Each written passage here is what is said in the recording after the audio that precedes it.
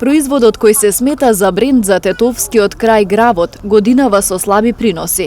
Живко Илјовскиот тетовско жилче долгогодишен земјоделец вели дека има и финансиски загуби поради сушниот период, затоа што нема род ниту за продажба, ниту за сопствена употреба. Тој ја оценува оваа година како најлоша досега. Тоа што смо посејали 11,5 декара граф имамо посејано, немамо семето што смо посејали го нема да земеме. Многу лоша година. Неколку години уназад, кај што фатија сушите, се бетерите. Секаде полошко нема гра.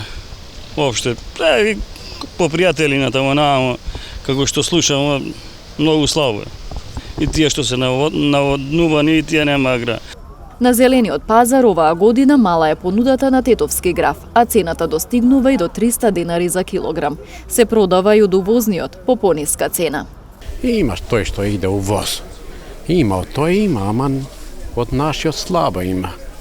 Како се движат цените? Па нашиот 250, а тој увозиот 120-150. И покрај високата цена има побарувачка за тетовскиот граф, а за поголем дел од граѓаните е скап, поради што купуваат во маркетите од увозниот. Па купуваме у маркетиве поевтино е. У пазар е огромна цена. Висока, ама што да правиме? Сум обезбедил колку што ми треба, ми сме двајца дома 10 кила. Западо е поевтино, ја живеам во Швајцарија, поевтино него овде.